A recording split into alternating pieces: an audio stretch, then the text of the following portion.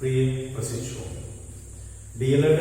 Second semester की online class में आप लोगों का स्वागत है। आज जो विषय है हमारा वो प्रारंभिक शिक्षा के नवीन प्रयास। तो इस विषय के अंतर्गत हम आपको बताए थे कि शिक्षा का अधिकार अधिनियम 2009 उसकी क्या विशेषताएं रही, उससे क्या चुनौतियां रही, उसके क्या परिणाम आए।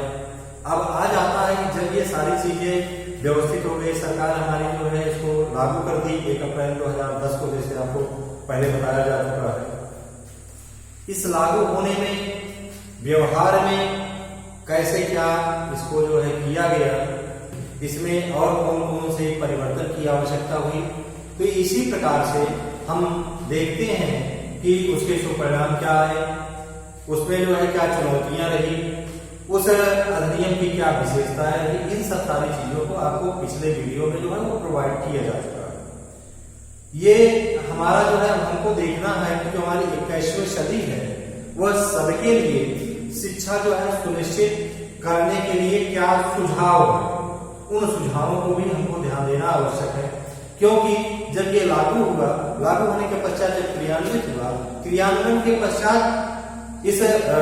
जो जनता के बीच में रहा, जो बच्चों के बीच में रहा, अभिभावकों के बीच में रहा, समितियों के बीच में रहा, क्रियात्मक रूप में जब कार्य किया गया तो कार्य करने के पश्चात कुछ न कुछ उसमें जो है देखा गया कि समस्याएं उत्पन्न हुई, या ये कह लीजिए कि पूर्ण रूप से साक्षर बनाने के लिए और कौन कौन से ऐसे तरीके हैं जिनको हमको ध्यान देने की आवश्यकता है। तो आज का हमारा टॉपिक है 21वीं सदी में सभी के लिए शिक्षा सुनिश्चित करने हेतु सुझाव। तो टॉपिक हमारा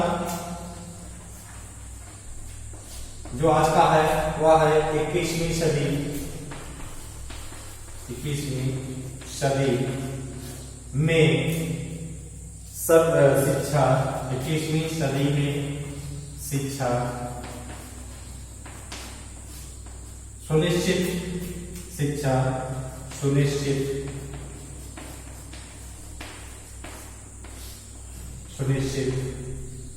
करने के सुझाव, करने के सुझाव। इसमें हम देखते हैं कि अच्छे ढंग से जो 2009 हमारा अधिनियम लागू हुआ, उस 2009 के अधिनियम को कैसे हम और अच्छे तरीके से क्या क्या जो है सुझाव होने चाहिए, क्या क्या बिंदु ऐसे होने चाहिए जिससे हमारा जो है 100% शिक्षा हम जो है वो प्राप्त कर सकते हैं। तो इसमें हम देखें, जैसे बिंदु वाइज हम देखेंगे कि कौन कौन से सुझाव हमारे रहे हैं। तो पहला सुझाव अगर हम देखते हैं तो देखते हैं कि अधिनियम का पालन करना केवल प्रशासन का, जैसे शासन और प्रशासन की बात की जाती है तो हम ये कहते हैं कि जो अधिनियम लागू हुआ सिर्फ और सिर्फ सरकार का दायित्व है, सिर्फ और सिर्फ जो है वो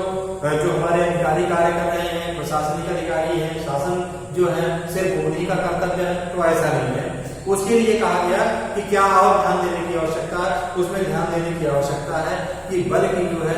सब लोगों की जो है ये सम्मिलित सोच होनी चाहिए, कि प्रयास होने चाहिए कि निश्चित रूप से शिक्षा अच्छे ढंग से दी जाए। उसमें हमारा क्या कर्तव्य है, शासन का क्या कर्तव्य है और अधिकारियों का, प्रशासन का क्या कर्तव्य है, ये सारी चीजें जो है एक साथ में सबको ध्यान रखने की आवश्यकता है। तो पहला बिंदु है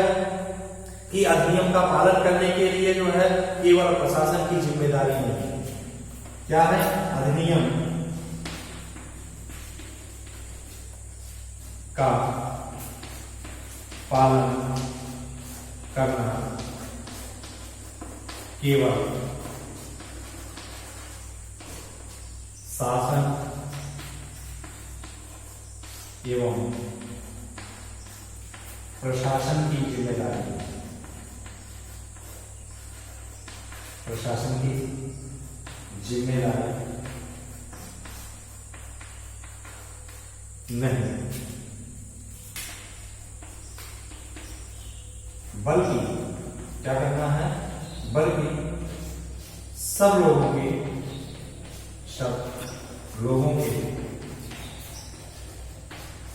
सम्मिलित प्रयास, सम्मिलित प्रयास से संभव है। प्रयास से संभव है। देखिए पहला बिंदु हमारा क्या कहता है कि अधिनियम का जो पालन करना है वह केवल जो है ये कह लीजिए शासन की जिम्मेदारी और प्रशासन की ही जिम्मेदारी नहीं, बल्कि क्या है,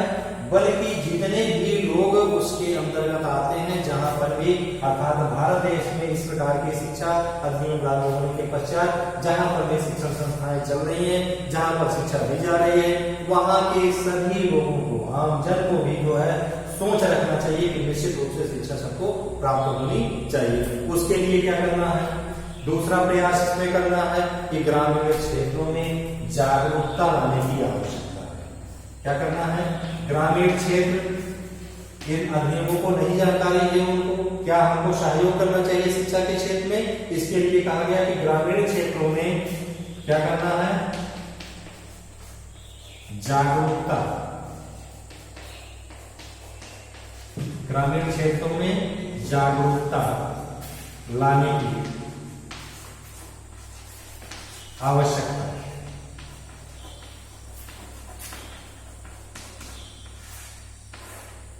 दूसरा भी हमारा था ग्रामीण क्षेत्रों में जागरूकता लाने की आवश्यकता है कि ग्रामीण क्षेत्रों में जो इन सब सारी चीजों के विषय में नहीं जाना है, इसके लाभों के विषय में नहीं जाना है, उनको क्या करना है कि ग्रामीण को जागरूक किया जाए।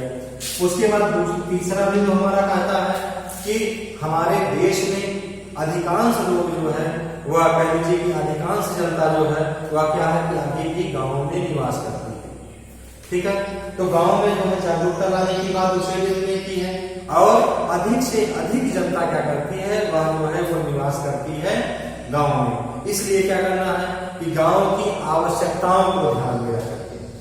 ग्रामीण क्षेत्र की ग्रामीण क्षेत्र की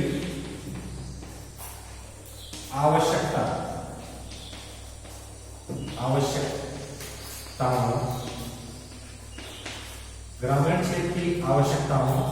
को ध्यान में रख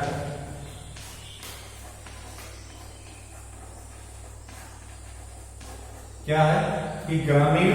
क्षेत्र की आवश्यकताओं को ध्यान में रखकर शैक्षिक योजना, कोई भी अगर शिक्षा की योजना बनाई जानी है तो शैक्षिक योजना जो है वो बनाई जानी चाहिए। शैक्षिक योजना बनाई जाती। देखिए इससे क्या तात्पर्य है, ग्रामीण क्षेत्र शिक्षा से जो भी आवश्यकताएं हैं उन आवश्यकताओं को पहले ध्यान दिया जाना चाहिए। उसके बाद जब ये सारी चीजों को ध्यान रख देंगे तो जो शिक्षा देने की व्यवस्था, जो शिक्षा की योजना तैयार की जा रही है, वह योजना किस अनुसार होनी चाहिए, ग्रामीण क्षेत्र की जो आवश्यकता है, जब उनकी आवश्यकता तत्काल उस शिक्षा के माध्यम से पूर्ति हो जाएगी, वह पाठ्यक्रम, वह जो है योजना उसमें रखी जाएगी, तो निश्चित रूप से जो है लोग जो है इस पर विशेष रूप से ध्यान देंगे। इसलिए हमको क्या करना है कि ग्रामीण क्षेत्र की जो भी शैक्षिक योजनाएं तैयार की जाएंगी, पहली बात तो जो है उनकी आवश्यकताओं को ध्यान में रख करके तभी जो है योजना तैयार की जाएगी। उसके बाद चौथा बिंदु हम लोग देखें। चौथा बिंदु हमारा इसके अंतर्गत क्या कहता है भाई, चौथे बिंदु में अगर हम देखते हैं कि कहता है कि विद्यालय विशेष रूप से ग्रामीण क्षेत्र, विद्यालय जो हमारे हों विशेष रूप से जो ग्रामीण क्षेत्र के हों, उसके उनमें जो है क्या है, खेल कूद की सुविधाएं जो है सामान्य रूप से सारी व्यवस्थाएं निश्चित रूप से उपलब्ध होनी चाहिए। तो चौथा बिंदु क्या है, खेल कूद सामग्री,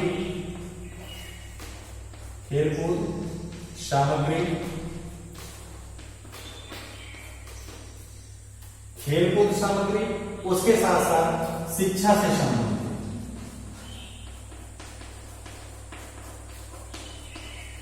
से संबंधित सामग्री,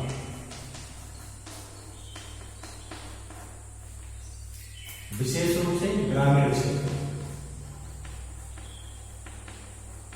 विशेष रूप से ग्रामीण क्षेत्र।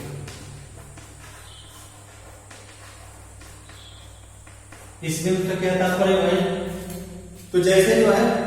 विशेष रूप से ग्रामीण क्षेत्रों की बात की गई है,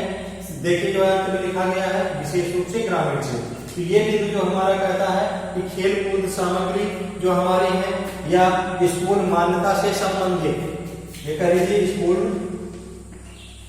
मान्यता, अर्थात स्कूल की मान्यता देते समय भी जो है आवश्यक वस्तुएं होंगी, आवश्यक संसाधन होंगे, वह ग्रामीण क्षेत्रों में निश्चित रूप से उसको उपलब्ध किया जाना चाहिए। इस प्रकार से हमारा चौथा बिंदु कहता है खेलकूद सामग्री है या स्कूल मान्यता से संबंधित जो भी सरकार की शासन शर्तें हैं वह जो है ग्रामीण क्षेत्रों में निश्चित रूप से उपलब्ध होना चाहिए। उसके बाद हमारा चौथा पांचवा बिंदु हम देखते हैं, तो पांचवा बिंदु हमारा जो है वह ये बताता है इसके अंतर्गत, पांचवें बिंदु के अंतर्गत कि शिक्षा के अधिकार के परिणाम स्वरूप हमारे जो अधिकार लागू हुआ है उसमें जो है क्या है कि अच्छे परिणाम आए, इसके लिए ग्रामीण क्षेत्रों में जो है क्या करना है कि जन शिक्षा रजिस्टर, ग्रामीण क्षेत्रों में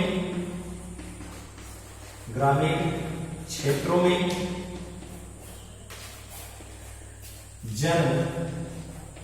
शिक्षा रजिस्टर, जन शिक्षा रजिस्टर जो है वो बना होना चाहिए ग्रामीण क्षेत्रों में। इसी प्रकार से शहर के लिए भी कहा गया, शहर में या शहरों में क्या है कि शहरों में भी जो है इस प्रकार का जो है वो वार्ड रजिस्टर।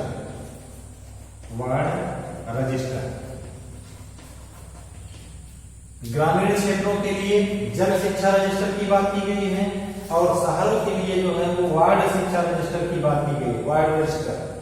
या वार्ड शिक्षा रजिस्टर, ठीक है। तो इसी को वार्ड शिक्षा रजिस्टर भी हम कर सकते हैं, वार्ड शिक्षा रजिस्टर। तो देखिए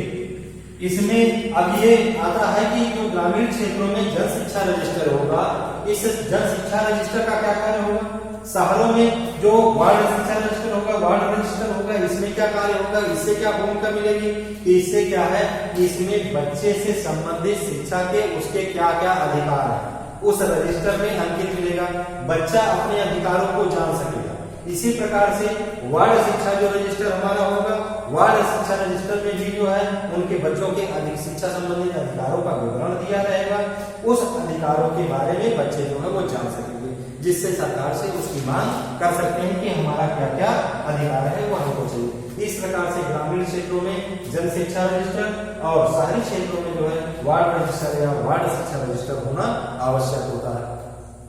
उसके बाद अगला बिंदु कहता है हमारा छठवां, अगर हम देखें तो छठवां बिंदु इसके अधिनियम के अंतर्गत क्या कर रहा है, वो ये कहता है कि निश्चित रूप से शिक्षा का अधिकार अधिनियम जब लागू हुआ तो लागू होने के पश्चात क्या है कि स्कूलों की संख्या हो सकता है संभव हो कि बढ़ाना पड़ेगा, और जब स्कूलों की संख्या बढ़ाना पड़ेगा तो निश्चित रूप से शिक्षा की गुणवत्ता के लिए नवीन मापदंड, तो अर्थात ये कह लीजिए कि इसमें जो है वो स्कूलों को बढ़ाने के साथ, स्कूलों को बढ़ाने के साथ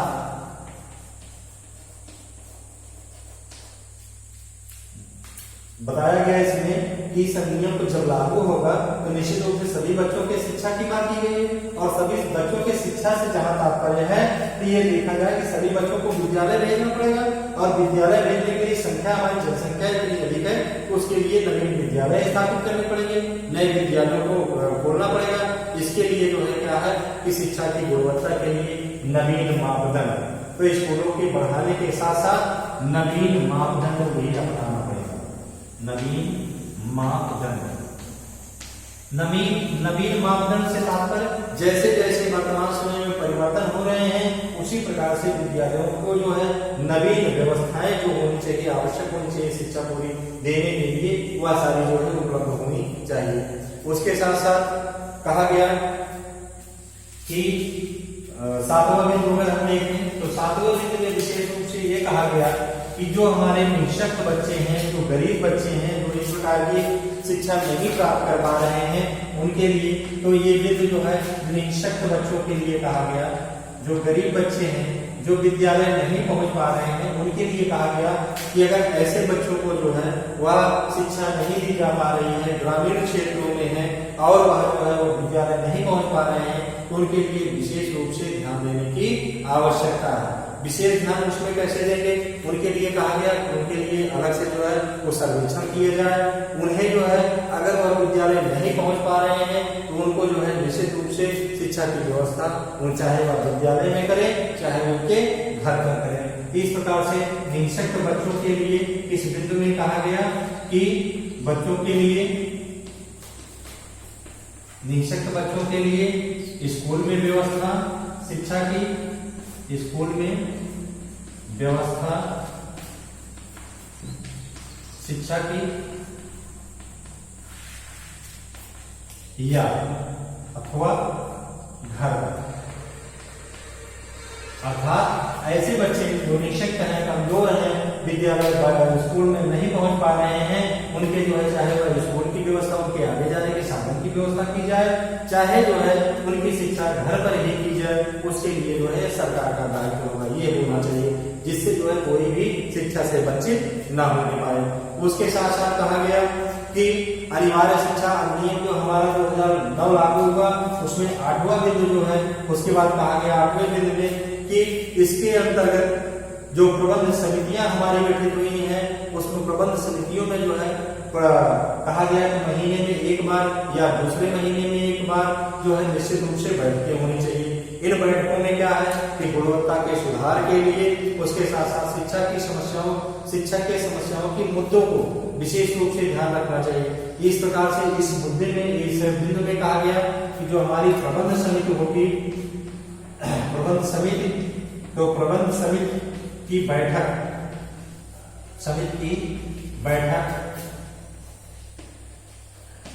प्रत्येक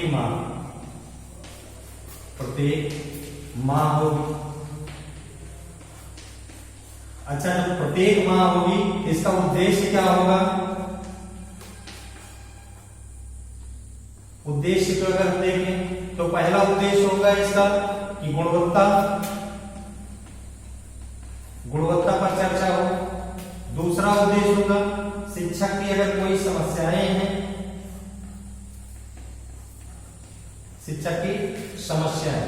तो अगर कोई शिक्षक की समस्याएं हैं तो उन समस्याओं को दूर करना, अर्थात प्रबंध समिति का जो गठन किया जाएगा, उस प्रबंध समिति का कार्य होगा प्रत्येक माह उसकी बैठक होगी और उस बैठक में कार्य क्या करना होगा, उसमें कार्य करना होगा कि उनकी गुणवत्ता के विषय में चर्चा होगी, सुधार के संबंधित सुझाव लेने होंगे। उसके साथ साथ शिक्षक की अगर कोई समस्याएं हैं तो उसको दूर करने का प्रयास किया जाएगा, क्योंकि यदि शिक्षक की समस्याएं लगातार बनी रहेंगी तो निश्चित रूप से न तो हम अपने उद्देश्य को प्राप्त कर सकते हैं, न तो जो है निश्चित रूप से गुणवत्ता को प्राप्त कर सकते हैं। तो इस प्रकार से हमारा जो है वो 8वां बिंदु हो जाता है। 9वां बिंदु अगर हम देखें जो है तो शिक्षा का अधिकार अधिनियम में जो है क्या कहा गया कि हर शिक्षक को प्रति सप्ताह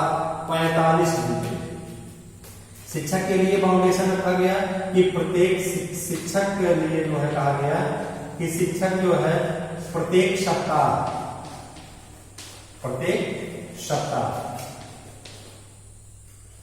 तो अगर एक सप्ताह की बात की जाए तो एक सप्ताह में उनके कार्यों के घंटों को निश्चित किया गया कि 45 घंटे, ठीक है, 45 घंटे निश्चित रूप से वह विद्यालय में, 45 घंटे विद्यालय में।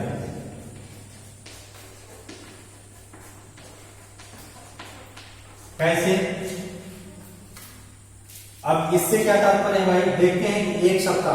सप्ताह में ये कंपलसरी किया गया कि 45 घंटे शिक्षक जो है वो विद्यालय में शिक्षण कार्य करे। अर्थात हम देखते हैं इसमें और क्या बताया गया, इसमें कहा गया कि कोई शिक्षक लेट से आता है, कोई शिक्षक जल्दी जाना चाहता, तो वह जो है वो मान्य नहीं होगा, उसमें सब सुधार करने की आवश्यकता होगी। इसके लिए उन्होंने कहा कि न तो शिक्षक जो है विलंब से आएंगे, न शिक्षक जो है विद्यालय के समय से जल्दी जाएंगे, उसके लिए 45 घंटे उनके लिए कंपलसरी किया गया कि वह विद्यालय में ही रहेंगे। और इसके लिए उन्होंने कहा कि संभव यदि हो तो जो शिक्षकों की जो सेवा नियमावली बनी हुई है, उस सेवा नियमावली अर्थात सेवा की शर्तों में जो है वो संशोधन किया जाना चाहिए। इस प्रकार से या उनके लिए कहा गया कि ऐसे शिक्षक जो है क्या करें, तो वह गाँव में ही निवास करें, गांव में निवास की भी बात की गई है कि शिक्षक जब अपनी नियुक्ति प्राप्त कर लेते हैं तो नियुक्ति प्राप्त करने के पश्चात वह शहरों की ओर भागना प्रारंभ कर देते हैं, जिसकी वजह से समय से विद्यालय नहीं पहुंच पाते हैं। इन सब सारी चीजों से बचने के लिए उन्होंने कहा गया कि अध्यापक की जो सेवा शर्तें हैं उसमें सेवा शर्तों में परिवर्तन कर दिया जाए और परिवर्तन करने के पश्चात क्या करना है, उसमें परिवर्तन इस प्रकार से हो कि वह जो है गांव में ही निवास करें और कभी विलंब से विद्यालय में पहुंचे, 45 घंटे निश्चित रूप से वो विद्यालय में ही उपस्थित रहे। आइए हम जो है 10वां बिंदु देखते हैं। इसमें एक एक बिंदु को आप नोट करते चलिए। कोई भी अगर आपको समस्या होती है तो आप संपर्क कर सकते हैं, संपर्क करके इसके विषय में और जानकारी ले सकते हैं। 10वां बिंदु आइए हम देखते हैं कि इसमें क्या है कि निरीक्षण से संबंधित इसमें बात की गई है कि अन्य कार्यों के लिए जो है जन शिक्षक, संकुल शिक्षक। तो 10वां बिंदु है हमारा निरीक्षण से संबंधित कि ये जो कार्य हो रहे हैं इसका निरीक्षण कैसे होगा, कैसे पता किया जाएगा कि जो है ये कार्य सही हो रहा है। उसके लिए कहा गया कि निरीक्षण जो है वो किस माध्यम से किया जाना चाहिए, जन शिक्षक के माध्यम से, जन शिक्षक। उसके बाद संकुल शिक्षक, जन शिक्षक, संकुल शिक्षक, जन शिक्षक के माध्यम से या संकुल शिक्षक के माध्यम से जो है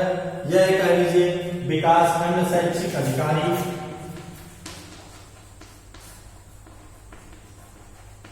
विकासखंड शैक्षिक अधिकारी। देखिए निरीक्षण की बात 10वें बिंदु में की गई, जन शिक्षक हो या संकुल शिक्षक हो या विकासखंड शिक्षक अधिकारी हो, इनके माध्यम से जो है टीम बनाई जाए, टीम के माध्यम से जो है वो निरीक्षण कराया जाना चाहिए। तो अब आता है ये कि ये सब के और ये अकेले ही इस टीम के माध्यम से नहीं हो सकता है जब तक कि सभी लोग जो है वो ध्यान है। जन शिक्षक क्या है, अभिभावक है, अभी एक शिक्षक का कार्य कर रहा है। संकुल शिक्षक क्या है, 4-5 विद्यालयों में मिलाकर 4-5 विद्यालयों को मिला करके एक जो है वो संकुल विद्यालय बनाया जाता है, जिसमें से एक हेड जो शिक्षक होते हैं वही जो है संकुल शिक्षक कहलाते हैं। विकास खंड के अधिकारी होते हैं, ब्लॉक स्तर के अधिकारी होते हैं, जिनके जो है ये बताया गया सबकी एक टीम गठित की जाए और टीम गठित करके इसका निरीक्षण कराया जाना चाहिए। उसके बाद देखा जाता है कि अब आता है कि अगर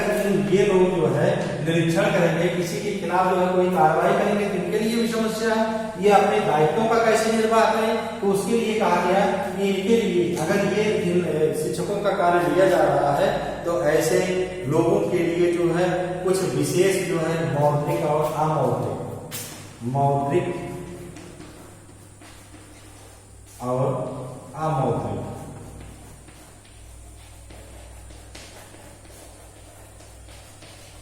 मौद्रिक और अमौद्रिक प्रोत्साहन, अर्थात देखिए क्या है मौद्रिक और अमौद्रिक, अर्थात मुद्रा, पैसा, या तो उनके वेतन में जो है कुछ न कुछ इस कार्य के लिए जो अलग से कार्य कर रहे हैं उसको जोड़ दिया जाए, या तो जो है ऐसा कोई उनको पुरस्कार दिया जाए जिसमें पाने के लिए वह जो है इस कार्य को करने के लिए उत्सुक रहे। तो इस प्रकार से जो है हमारा 11 दिन कहता है कि निरीक्षण करवाया जाना चाहिए, लेकिन ऐसे लोगों के लिए क्या करना चाहिए, कुछ न कुछ जो है प्रोत्साहन राशि की व्यवस्था की जानी चाहिए। उसके बाद आया कि स्कूलों में 12वां बिंदु अगर हम देखें तो हमारा ये कहता है कि स्कूलों में शैक्षिक प्रौद्योगिकी जो हमारी नवीन तकनीकियां आ रही हैं, उसके साथ साथ जो है जो संचार व संप्रेषण तकनीक आ रही, ICT की बात की गई है, तो उसका जो है उपयोग करके शिक्षण के तरीकों में जो है वो परिवर्तन किया जाना चाहिए, है ना। तो अर्थात ICT का प्रयोग या नवीन तकनीकी